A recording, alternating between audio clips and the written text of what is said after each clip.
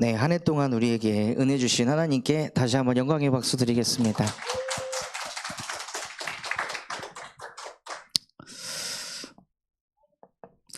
한 해 동안 우리 장로님들께서 앞서서 눈에 보이지 않게 정말로 헌신해 주시고, 또 우리 구역장님들께서 자기 사비 들여가면서 곳곳에서 구역 예배로 또 헌신해 주시고, 또 우리 여전도회 분들께서 주일마다 우리 성도분들을 위해서 식사를 또 헌신해 주시고, 또 방송실에서 헌신해 주시고, 우리 청년들이 보이지 않는 곳곳에서 교회를 위해 헌신해 주시고, 그런 많은 기도와 헌신 덕분에 하나님께서 여기까지 인도하신 줄 믿습니다.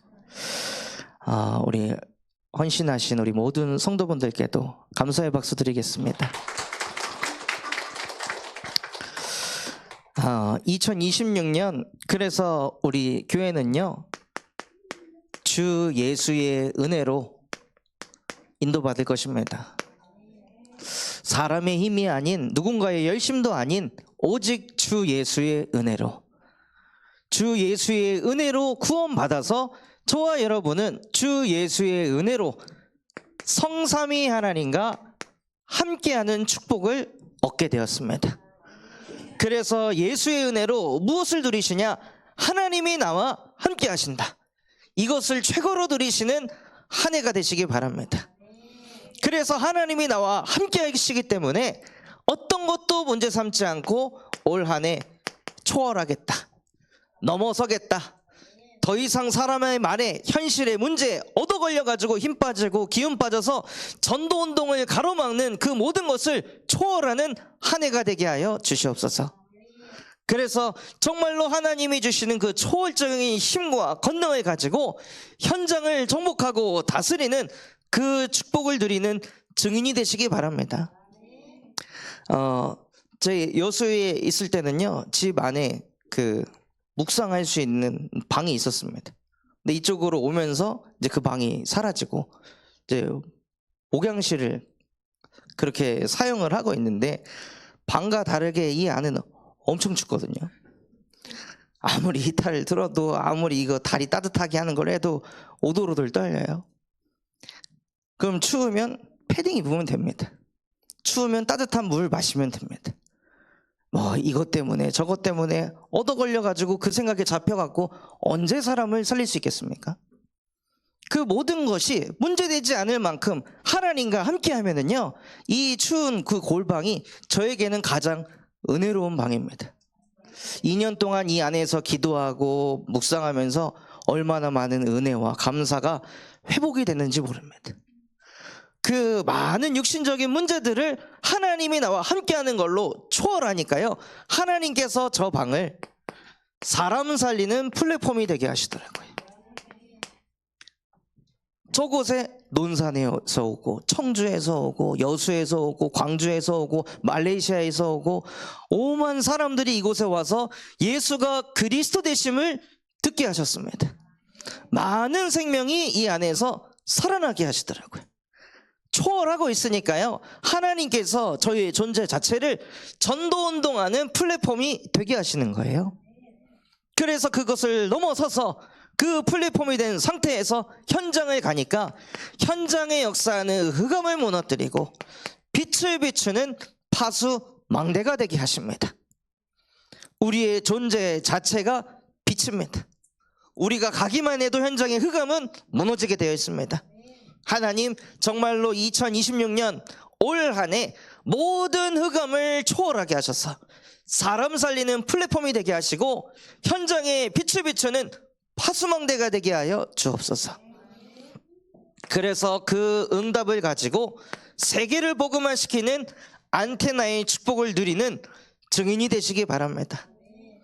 이 흐름으로 나의 열심과 노력이 아닌 오직 주 예수의 은혜로, 예수가 그리스도가 되셔서 우리를 이 응답 속으로 인도하는 한 해가 되게 하실 줄 믿습니다. 그래서 주 예수의 은혜가 우리 안에 더욱 차고 넘치기 위하여 올 한 해 우리 안에 은혜의 망대를 세우는 겁니다. 상처의 망대, 염려 걱정의 망대, 근심 걱정의 망대, 인본주의의 망대를 무너뜨리고 하나님 올 한 해 내 안에 은혜의 망대가 세워지게 하여 주시옵소서. 오늘 읽었던 말씀에 보면은요, 바울이 자기 자신을 보면서 내가 나 된 것은 하나님의 은혜다. 자기 자신의 모습을 보는데 은혜가 된대요. 저와 여러분이 올 한 해 받아야 될 응답이 그것입니다. 내가 나를 보는데 은혜가 되는, 내가 나를 보는데 하나님의 은혜가 보이는 그러한 은혜의 망대가 세워지시기 바랍니다. 우리 하권사님 가정에서 다락방을 하는데요, 권사님께서 이런 간증을 하시더라고요. 우리 박동환 집사님이 엄청 바뀌었다고. 사람이 바뀌어가지고 이제는 예배할 때 찌르지 않아도 졸지 않는 상태가 되고, 새가족 예배 계속 하면서 하나님께서 자꾸 은혜를 주셔가지고 계속 평안을 누리게 하신다고. 아내가 그렇게 고백할 정도면 은혜의 망대가 세워지는 거 아닙니까? 정말 그러한 은혜의 망대가 우리 안에 견고히 세워지는 한 해가 되시기 바랍니다. 그런데 우리 안에 은혜의 망대가 아닌 무엇이 세워져 있냐면요, 재앙의 망대가 세워져 있습니다. 재앙의 시작이 어딘지도 모르고 그 눈에 보이는 드러나는 재앙을 막기 급급한 인생 속에 성경은 재앙의 시작이 언제부터 시작됐는지 말씀하고 계십니다. 재앙의 시작은요, 내가 이래서 내가 저래서가 아니라 창세기 3장에 아담과 하와의 선악과 사건으로 인하여 인간에게 재앙이 들어왔습니다. 그래서 선악과를 먹어 네가 하나님처럼 되는 것이다. 재앙의 시작이 무엇이냐면요, 하나님 중심이 아닌 나 중심으로 사는 거예요. 그게 재앙의 시작입니다. 그리고 모든 것을 내 기준으로, 내가 더 상처받았고, 내가 더 열심히 했고, 내가 더 노력했고, 그러다 보니 나를 말해야 되고 생색 낼 수밖에 없으니까 갈등이 올 수밖에 없는 거예요. 오늘 읽었던 사도 바울은 내가 모든 사도들보다 더 많이 수고하였으나 이것은 내가 한 것이 아니요 오직 하나님의 은혜로라. 이러면 모든 사람이 은혜를 받는데요, 나 중심에 잡혀 있으면은 내가 남들보다 이렇게 더 많이 했는데, 내가 이렇게 수고했는데, 내가 이렇게 헌신했는데 왜 이래? 이 흐름으로 가는 거예요. 그리고 창세기 3장에 그 선악과 사건으로 인해 인간이 어떤 상태로 들어갔냐면 창세기 6장에 네피림에 사로잡혔습니다. 그래서 사람들이 하나님의 말씀을 사모하기보다 물질을 사모하고, 하나님과 함께하기보다 사람과 함께하고, 하나님이 주시는 그 참 평안을 누리기보다 쾌락을 쫓아갑니다. 지금 이 네피림 시대에 있었던 그 문화가 지금도 살아 역사해 가지고요, 모든 사람들을 경제 중심, 사람 중심, 쾌락 중심으로 계속 끌고 가는 거예요. 그래서 시대가 가면 갈수록 네피림의 흐름이 점점 더 강해져서 지금 어느 정도까지 후대들이 무너져 가고 있냐면요, 아이들이 나는 사랑을 받을 수 있을까? 이런 이 생각에 잡혀있는 상태에서 그 데이트 앱을 가지고 이성을 만나요. 이성을 만나가지고 모텔로 갑니다. 모텔로 가서 무엇을 하냐면 그냥 손만 잡고 있는 거예요.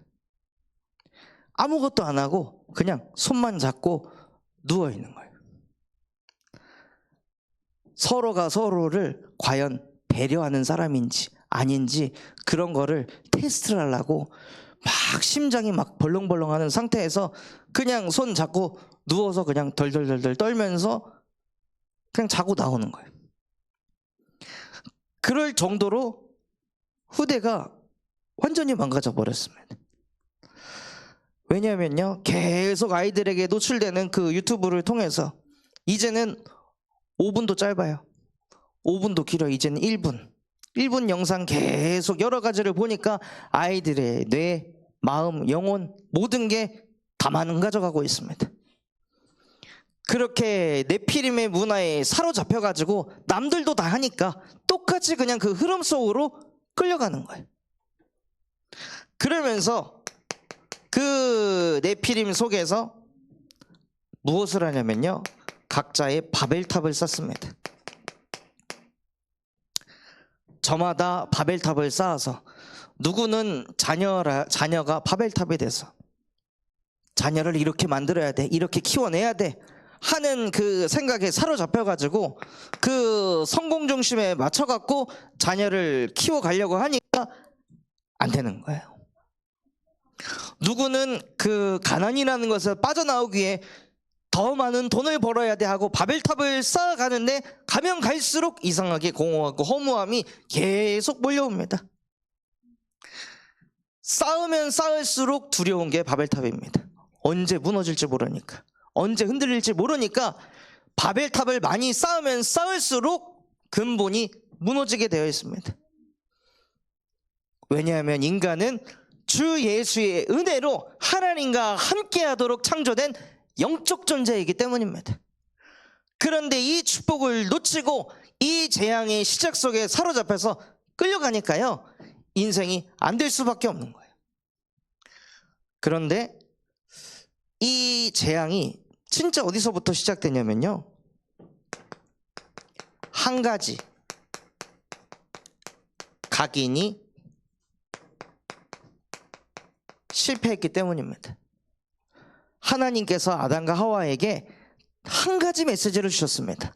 선악과만 먹지 말아라 하고 하나님께서 한 가지 메시지를 주시고 한 가지를 각인을 시키려고 하셨는데 그 한 가지가 각인이 안 돼가지고 실패한 거예요.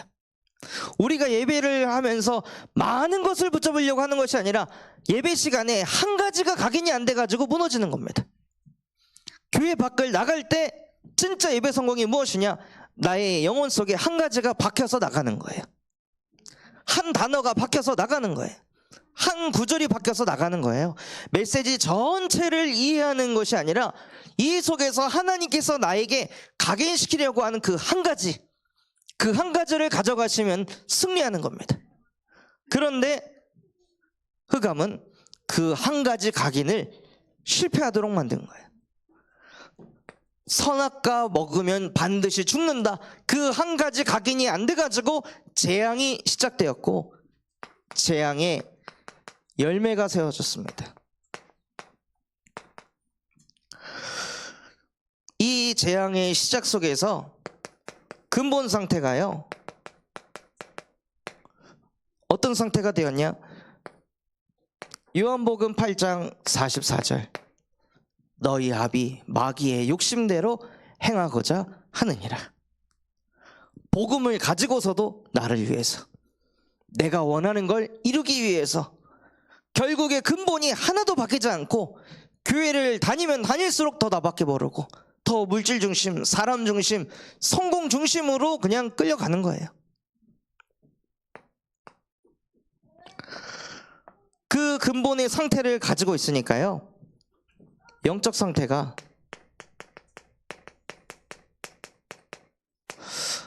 어떤 상태로 끌려가냐? 에베소서 2장 2절 말씀처럼 공중 권세 잡은 자에게 끌려다닙니다. 그래서 네피림 문화에 끌려다니는 거예요. 저희 근본이 이 상태에서 망가져 있으니까 영적인 상태가 그냥 네피림 문화로 끌려가더라고요. 그냥 대학생이 되니까 다 술 마시니까 똑같이 술 마시고, 늘 밤새면서 술 마시니까 똑같이 그냥 술 마시고, 그거 하고 노래방 가고 그거 하고 뭐 하고 다 그 문화에서 사니까요, 영적인 힘이 없으니까 분별이 안 되고 그냥 끌려다니는 거예요. 그리고 정신의 상태가 마태복음 11장 28절 말씀처럼 내가 하나님이 돼서 모든 것을 내가 짊어지고 내가 해결해야 된다고 하니까요, 세월이 가면 갈수록 계속 압박감과 책임감이 나를 짓누릅니다. 그러니 시달림이 찾아오는 거예요. 그거를 내가 해결해야 되고 내가 풀어가야 된다고 생각하는데 나는 그걸 풀을 수 없는 능력이 없으니까 자꾸 불안합니다. 이거 어떡하지? 저러면 어떡하지? 이런 일이 생기면 어쩌지? 계속 우리도 모르게 불안감이 계속 찾아오는 거예요. 그리고 늘 나중심이니까 부모하고도 갈등, 자녀하고도 갈등, 배우자와도 갈등, 교회가도 갈등, 직장가도 갈등, 계속 갈등이 올 수밖에 없습니다. 자기밖에 모르니까. 내 입장에서만 생각하니까요, 품어지지가 않는 거예요. 이해가 안 되는 거예요.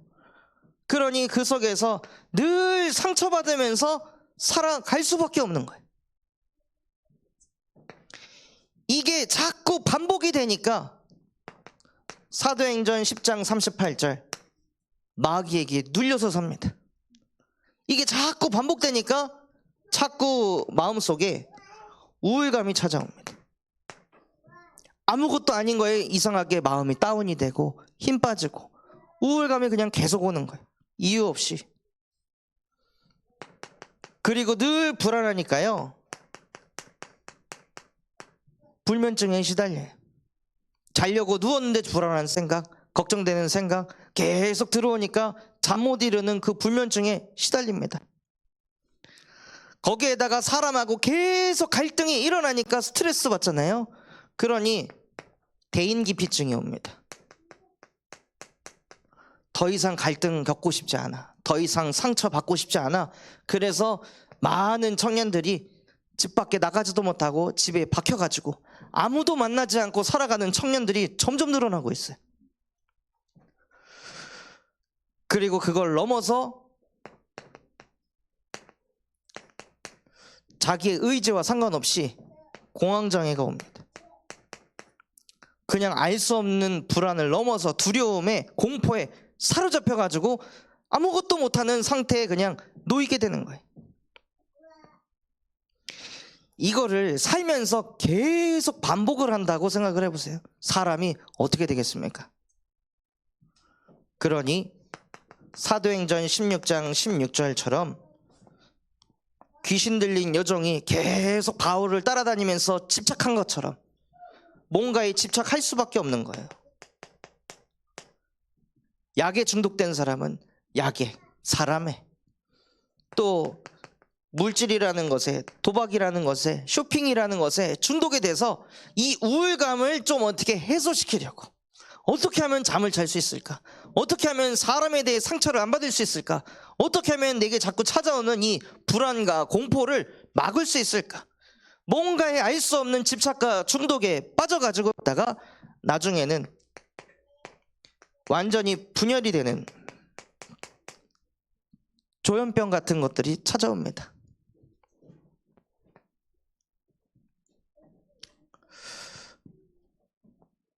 그래서 저희 교회에도 조현병에 걸린 청년이 있는데, 이 청년이 처음에 전화했을 때는 목사님 긴급합니다 막 이렇게 했다가 전화를 못 받았어요. 그리고 나서 몇 시간 있다가 연락을 했는데, 왜 전화하셨어요? 무슨 일 있으세요, 목사님? 저는 엄청 당황스러운 거죠. 완전히 분열되어 있으니까요, 이 생각했다가 저 생각했다가 그냥 막 휙휙 움직이는 거예요. 그럴 정도로 사람이 분열이 되어버립니다. 그리고 이 집착과 중독과 이 분열된 것이 계속 반복이 되니까 나중에는 환청이 들리고 알 수 없는 신병이라는 것에 시달리게 되고, 그것을 넘어서 우울감에 자꾸 집착이 되니까요, 자기 자신을 죽이는 자살과 남을 죽이는 타살로 끌려가게 됩니다. 인간이 주 예수의 은혜로 하나님과 함께해야 되는데 이 함께를 놓치고 나중심, 또 네피림의 바벨탑에 잡혀서 끌려가니까요, 정신이 온전할 수가 없는 거예요. 그리고 이 정신 상태를 가지고 삶을 살아가는데 육신의 상태가 사도행전 8장 4절에서 8절 말씀처럼 계속 사고가 생깁니다. 사건이 끊이지 않습니다. 집안에 자꾸 사건 사고가 계속 오는 거예요. 이때쯤 괜찮아지다 싶으면 또 사건 사고가 터지고, 또 뭐만 하면은 문제 생기고, 될 것 같았는데 자꾸 실패하고, 정말 성실하게 바르게 사는데 가난해서 빠져나오지 못하고 알 수 없는 질병으로 계속 고통받는 인생으로 가게 됩니다.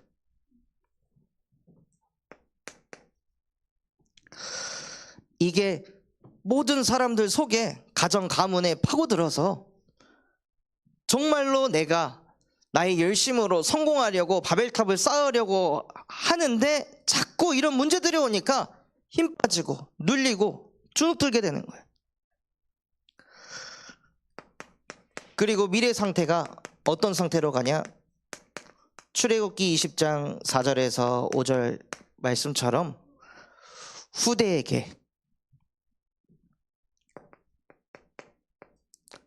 이 문제들이 반복이 되어집니다.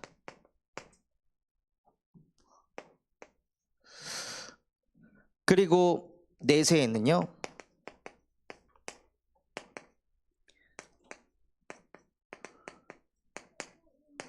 죽어서 영원한 지옥으로 가는 멸망 속으로 인도받습니다. 이 재앙의 열매가 왜 우리 인생에 오는지를 모르고 그냥 얻어맞으면서 계속 사는 거예요. 진짜 문제의 시작은 창세기 3장에서부터 시작돼서, 이 문제는 나의 열심으로 되는 것도 아니고 착해서 되는 것도 아니고 아무리 성공해도 되는 게 아니고 주 예수 그리스도의 이름으로 하나님과 함께 할 때 끝나는 거구나. 이거를 듣지 못해서 개인이 무너지고 가정이 무너지고 현장이 무너져 가고 있습니다. 그래서 우리에게 인생의 결단이 필요합니다. 하나님, 다시는 나의 인생이 재앙의 망대로 끌려가는 것이 아니라 정말로 예수 그리스도의 은혜로 사는 은혜의 망대가 되게 하여 주시옵소서. 그런데 인생의 결단을 하고 도전을 해야 되는데요, 수많은 성도들이 결단하지 못하는 성도로 살아갑니다. 아, 하나님 떠난 게 문제구나 알면서도 롯이라는 이 성도가 본토 친척 아비의 집을 떠나라, 이 재앙의 시작에서 떠나라, 안 그러면은 평생 이 재앙의 열매 속에서 시달리면서 살아갈 것이다 알고 있는데도 이 롯이 네피림에 사로잡혀가지고 소돔과 고모라로 갑니다. 이곳에 가서 무엇을 하려고 했냐? 누가 나를 건드리지 못할 만큼 내가 성공해서 법관이 되자 하고 롯이 소돔에서 자기의 바벨탑을 쌓아가는데 안 되는 거예요. 그러다가 결국에 소돔이 무너진다는 그 얘기를 듣고 롯아, 소돔과 고모라를 벗어나라, 뒤도 돌아보지 말고 벗어나라 하고 하나님께서 말씀하셨는데요, 결단하지 못하고 또 미련을 갖는 거예요. 말씀 받았으면, 재앙의 망대 때문에 이렇게 됐다는 걸 깨달았으면 끝내야 되는데요, 여전히 그거에 대한 미련을 가지고 뒤로 쳐다보다가 소금 기둥이 돼서 멸망을 당하게 됩니다.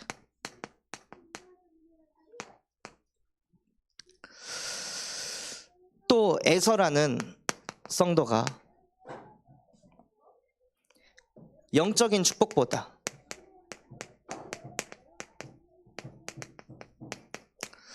육신적인 것이 더 좋았습니다. 지금 순간의 쾌락, 지금 내 배를 채울 수 있는 그 음식, 그게 더 중요하지 장자의 축복이 뭐가 중요해? 하나님이 주신 축복이 뭐가 중요해? 지금 내가 먹고 살기 힘든데. 이 생각에 잡혀가지고 에서가 영적인 축복을 다 내려놔 버리니까요. 그 에서의 후손이 에돔이 되었습니다. 그래서 이 에돔 족속은 이스라엘과 다르게 하나님께서 멸망시키셨어요. 하나님께서는 저와 여러분에게 보좌의 축복으로 역사하려고 하시는데 결단하지 못하고 그 보좌의 축복보다 자꾸 육신적인 축복에 마음과 생각을 계속 빼앗길 때요, 멸망의 흐름으로 간다는 거예요. 또 누가 결단하지 못했냐면 10명의 정탐꾼.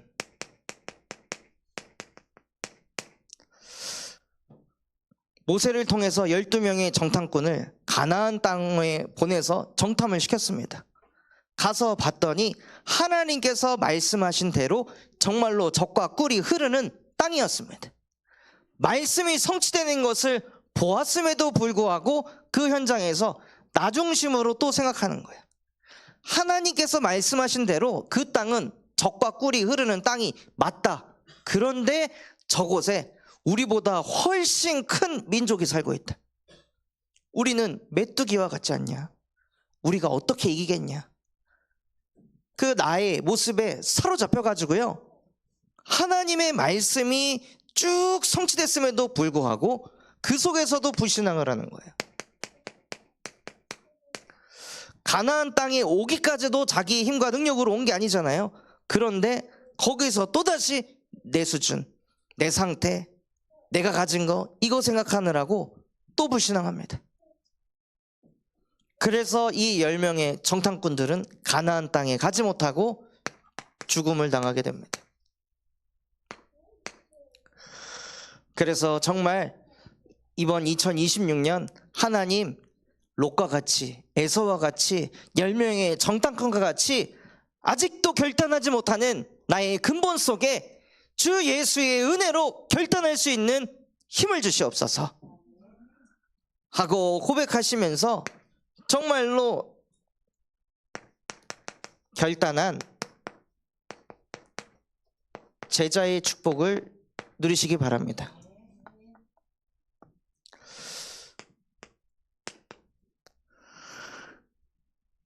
창세기 12장 1절에서 3절에 아브라함이 결단을 했습니다. 75년 동안 살아봤는데 내 힘 가지고 내 피림 문화에 끌려가면서 나만의 바데벨 탑을 쌓으며 살아봤는데 결국에는 내 상태가 어떻게 됐냐? 완전히 무너지지 않았냐? 자녀 없는 거에 계속 집착하면서 언제 자녀가 생길까? 언제 이 문제 풀릴까? 늘 이것 때문에 잠도 못 이루는 그 인생. 하나님, 나의 본토 친척 아비의 집을 떠나겠습니다. 여태 내가 의지하고 일구었던 그 모든 것들 내려놓고 나는 복음을 회복하겠습니다 하고 아브라함이요 결단을 한 거예요. 주변 사람들이 다 미쳤다고 했겠죠. 아무리 그래도 그렇지 왜 여기를 떠나냐? 얼마나 사람들이 많이 말렸을까요? 그런데 아브라함에게는 그게 중요한 게 아니었던 거예요. 복음을 회복해야 돼. 복음 회복하지 않으면 우리 자녀들 무너진다. 우리 후대들 무너진다. 하나님, 복음 회복할 수 있도록 본토 친척 아비의 집을 떠날 수 있는 은혜를 나에게 주시옵소서 하고 아브라함이요 결단하고 복음 회복에 자기 인생을 걸었습니다. 본토 친척 아비의 집을 떠났다는 그냥 이사한 게 아니라 어디로 가야 할지도 모르고 그냥 간 거예요. 인생을 걸고 결단한 겁니다. 그러니까요, 하나님께서 그 아브라함 한 사람이 가문에서 결단을 하니까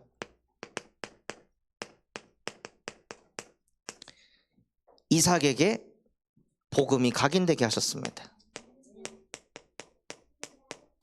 이삭은 이 딱 한 번의 순간 자기 자신을 위하여 나 대신에 순양이 있었고 그 순양으로 제물을 드린 그 한순간에 이삭 속에 복음이 그냥 각인이 된 거예요.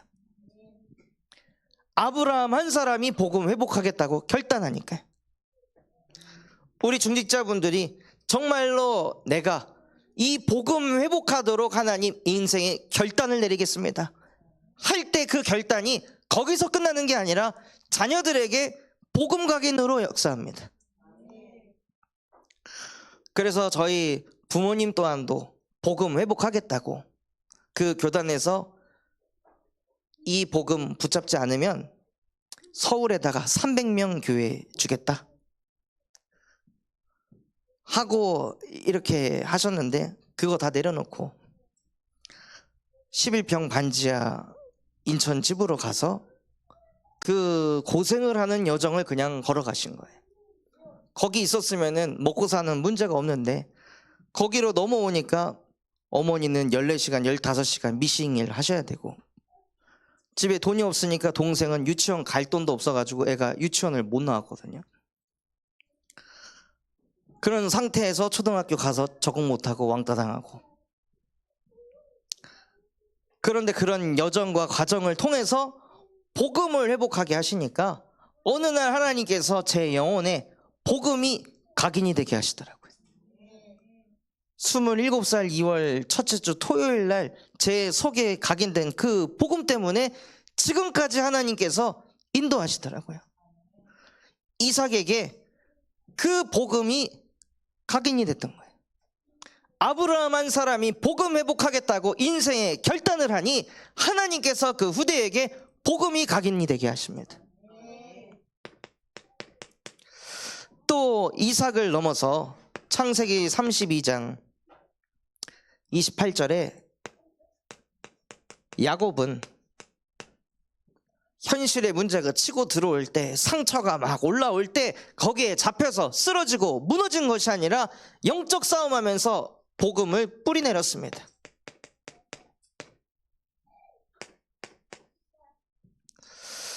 그리고 그 야곱을 넘어서 창세기 41장 16절에 요셉은요 바로왕 앞에 섰을 때 네가 그렇게 꿈 해석을 잘한다며 하고 성공자가 인정을 하고 칭찬할 때 내가 아니라 나와 함께 하시는 하나님께서 당신에게 편안히 대답하시리이다 하고 복음이 체질되게 하셨습니다. 그래서 정말 하나님 올 한 해 복음 회복하도록 결단을 내리게 하여 주시옵소서. 그 결단 속에 우리 안에 복음이 각인되고 복음이 뿌리가 내리고 복음이 체질이 된 제자가 되게 하옵소서. 그렇게 결단했을 때요 결단의 결과가 어떻게 되었습니까? 아브라함이 복음 회복하겠다고 인생의 결단을 내리니 아브라함은 믿음의 조상이 되었습니다. 우리 중직자분들이 인생의 결단을 내릴 때 그 결단은 그 순간에 끝나는 것이 아니라 그 결단은 100년, 1000년의 세월이 지나더라도 믿음의 조상으로 응답받게 될 줄 믿습니다. 또한 이삭이 복음이 각인이 되니까요 하나님께서 가정의 축복을 주셨습니다. 리브가와의 만남을 허락하시고 하나님께서 복음 명문 가정으로 인도하셨습니다. 또 복음이 각인되어 있으니까요 하나님께서 이삭에게 빛의 경제의 응답으로 역사하셨습니다. 아무리 세상이 빼앗아가도 또 나오고 또 나올 수밖에 없는 르호봇의 축복을 받게 하셨습니다.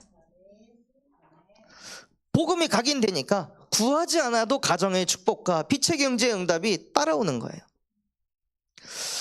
또 야곱은요 복음이 뿌리가 내리니까요 너의 이름을 야곱이라 하지 않고 이스라엘이라 하리라 하고 언약 백성의 근원이 되게 하셨습니다. 또 요셉이 복음이 체질되니까요 애굽을 복음화하고 전 세계의 가뭄을 통하여 하나님께서 요셉을 세계 복음화의 주역이 되게 하셨습니다. 그래서 우리의 결단은 단순한 결단이 아니라 세계를 복음화하는 그 흐름까지 가는 결단인 줄 믿습니다. 그래서 하나님 결단하고 올 한 해 내 안에 은혜의 망대가 세워지게 하옵소서. 그래서 은혜의 망대를 어떻게 세워야 될까요? 매일 새벽을 깨워라. 은혜의 망대를 세우기 위하여 새벽을 깨워야 합니다. 정말로 새벽을 깨우려면요, 밤을 정복하셔야 됩니다. 밤에 시달리면 새벽에 못 일어납니다. 밤에 배에다가 뭘 음식 때려 넣잖아요. 못 일어납니다. 밤에 시달리면은 절대 새벽을 정복할 수가 없습니다. 성경에서 출애굽기 14장 27절에 모세가 홍해바다 앞에서 손을 들고 기도할 때 새벽이었습니다. 그 새벽에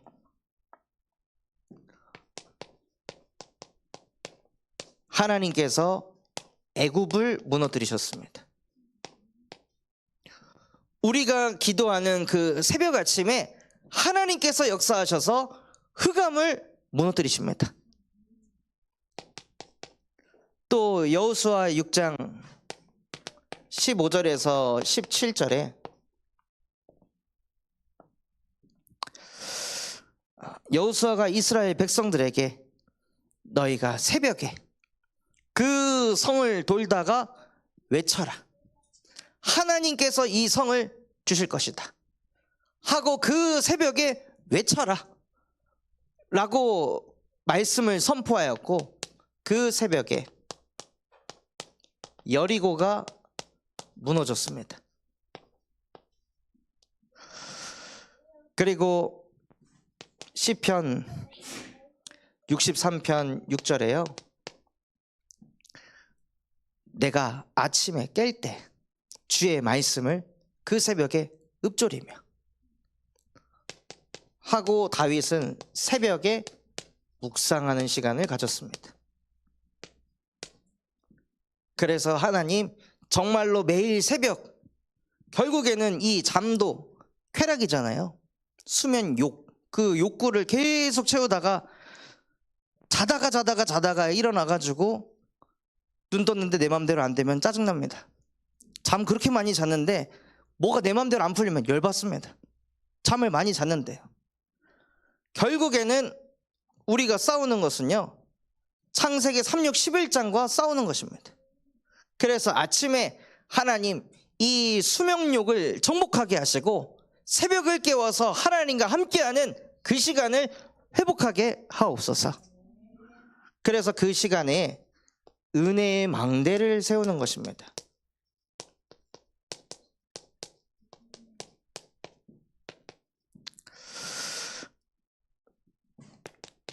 이사야 40장 28절 31절 말씀처럼 우리가 믿는 하나님은 영원하신 여호와, 명철이 아니었고 곤비하지 않고 피곤하지 않는 여호와 하나님이십니다.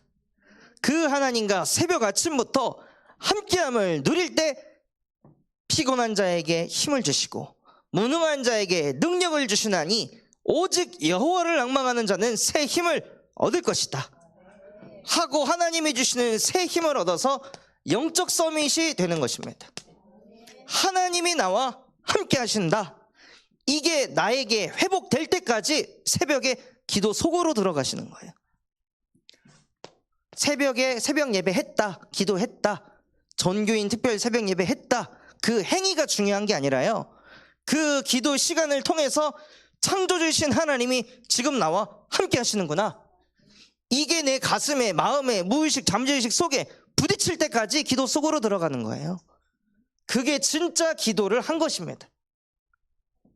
그래서 나의 영적 상태가 기도하고 눈을 떴을 때 알 수 없는 힘이 나에게 회복이 됐다면 기도를 바르게 한 거예요.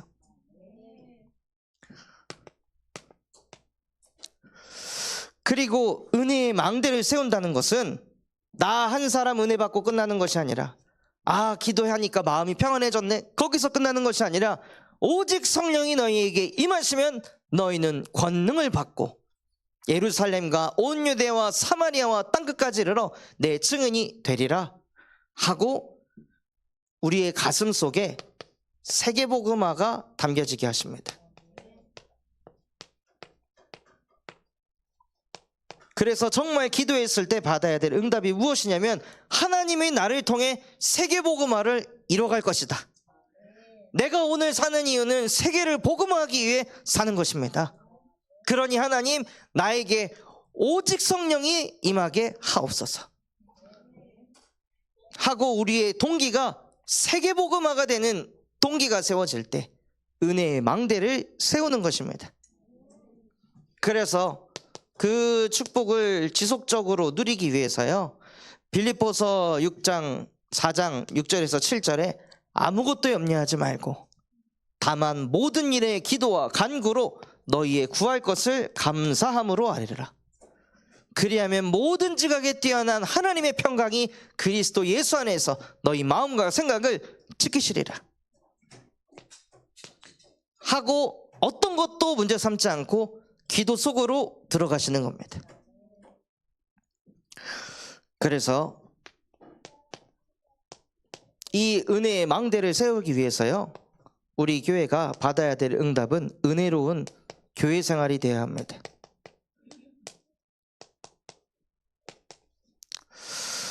그 은혜로운 교회 생활이 되기 위하여 오늘부터 말씀 묵상하는 시간을 갖습니다.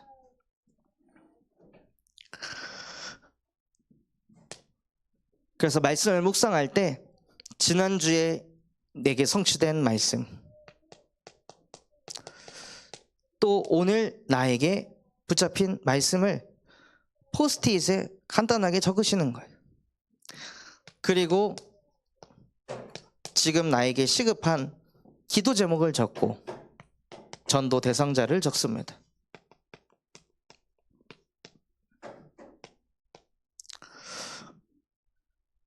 그리고 나서 이따 예배가 끝나고 나서 여기 화면에 포럼팀 구성된 내용들을 이제 공유를 할 건데요. 그러면은 그 포스트잇에 작성한 것 팀끼리 모여가지고 먼저 작성하는 시간을 갖고, 그리고 우리 팀장님께서 기도하시고 포럼을 시작합니다.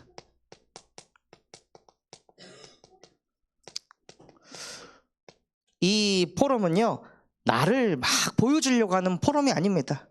그냥 하나님께서 나에게 주신 말씀, 지금 나에게 시급한 기도 제목이 뭔지, 또 내가 품고 있는 영혼이 누구인지 그거를 함께 나누는 것입니다.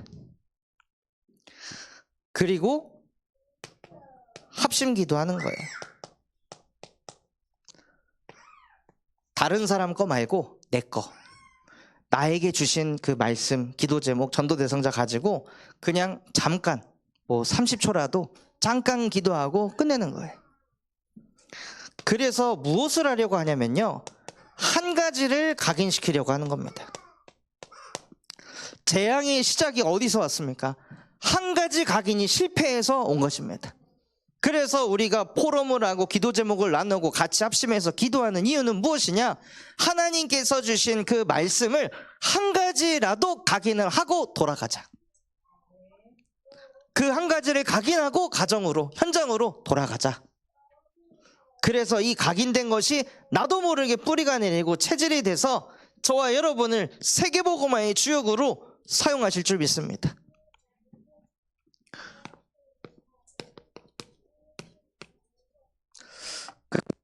결론으로 올 한 해 내가 나를 보고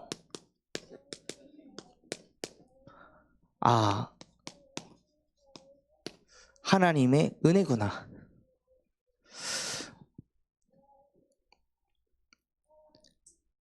(1년이) 지나고 나서 우리에게 와야 될 응답이 내가 나를 보고 야, 진짜 하나님의 은혜다. 하나님이 나와 함께 하셨구나. 이게 나를 보고 보여진다면 진짜 응답받은 것입니다. 그래서 정말 올 한 해 우리 안에 있는 이 재앙의 망대를 무너뜨리기 위하여 인생의 결단을 내리시고, 그래서 하나님 정말로 은혜의 망대를 세울 수 있도록 매일 새벽을 깨우게 하여 주시옵소서. 그래서 그 새벽 아침에 은혜의 망대를 세팅하여 영적 서밋의 축복을 누리게 하시고 어떤 것도 걸리지 않아서 세계복음화를 이루는 증인이 되게 하여 주시옵소서. 그러한 은혜를 누리시기를 예수 그리스도의 이름으로 축원합니다. 우리 받은 말씀 붙잡고 잠시 합심해서